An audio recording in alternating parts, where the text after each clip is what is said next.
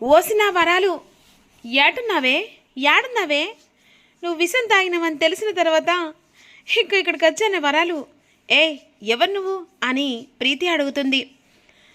అదేంటమ్మా, మా వరాలు విషం తాగినట్టు కదా, అందుకనే వచ్చానమ్మా. మా వరాలు ఏటున్నది?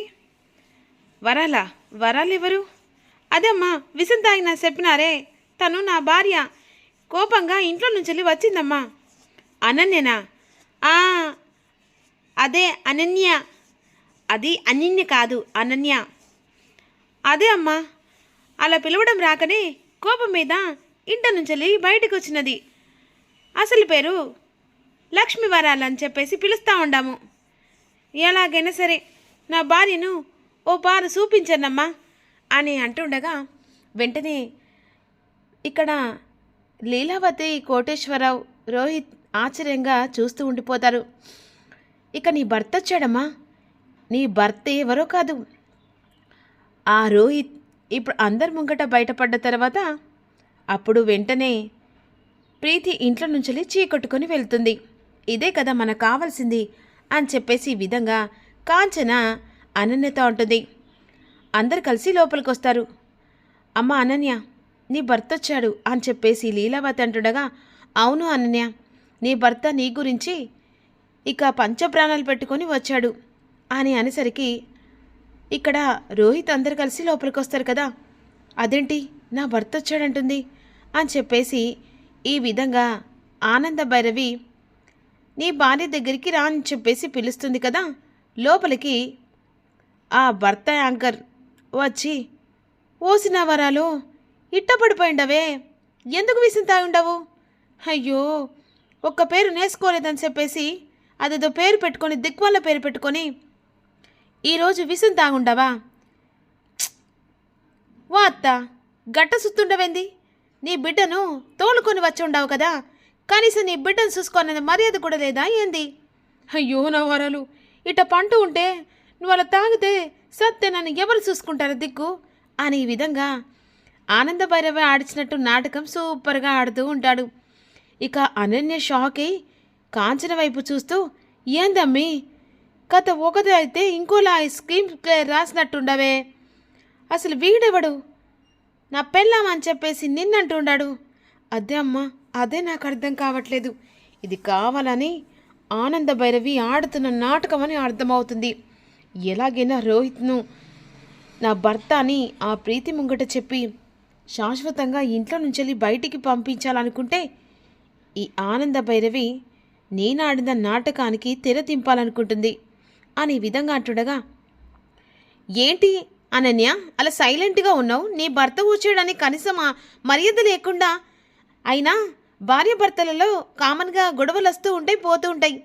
అలా అని తను పేరు నేర్చుకోలేదని చెప్పేసి అలా ఇంట్లో నుంచి బయటికి రావడం ఏంటి?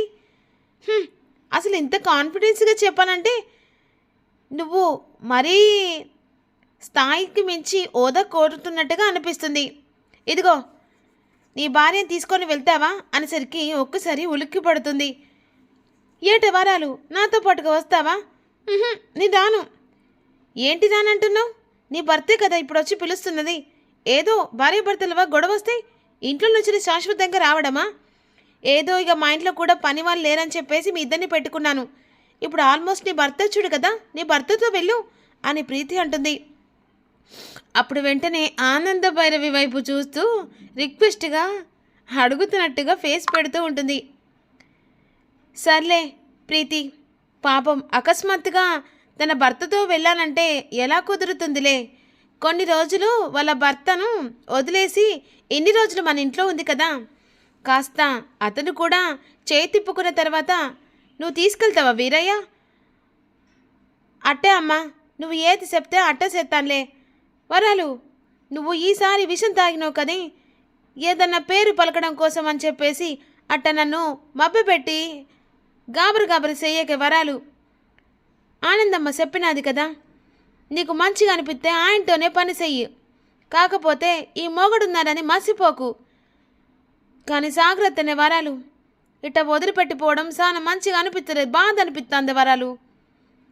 సరే వీరయ్య, నీ భార్యను మా ఇంట్లో చాలా జాగ్రత్తగా ఉంటుందిలే, అని ఈ విధంగా అన్న తర్వాత ఆనంద భైరవి సైగ చేసిన తర్వాత అక్కడి నుంచి వీరయ్య వెళ్ళిపోతాడు. అయినా ఆయన కష్టపడి నిన్ను పోషించుకునేవాడిలాగా ఉన్నాడు. అతన్ని వదిలిపెట్టి రంగు రాబట్టకు అన్నట్టుగా నువ్వు ఇలా బయటికి వచ్చి బ్రతకడం ఏంటి, మరి సిల్లిగా అనే విధంగా ప్రీతి అంటుంది. వామ్మో, మనొక్క స్క్రీన్ ప్లే రాస్తే ఈ ఆనంద భైరవి కావాలని ఏకంగా నా కొంపకు కొల్లర చేసి ఇక కొత్త మొగోన్ని వెనుకులాడుకొని వచ్చినన్నమాట అని మనసులో అనుకుంటుంది. ఇప్పుడు డాక్టర్ పర్వాలేదు కదా, ఇంకేమన్నా ట్రీట్మెంట్ కొత్తగా ఇస్తారా?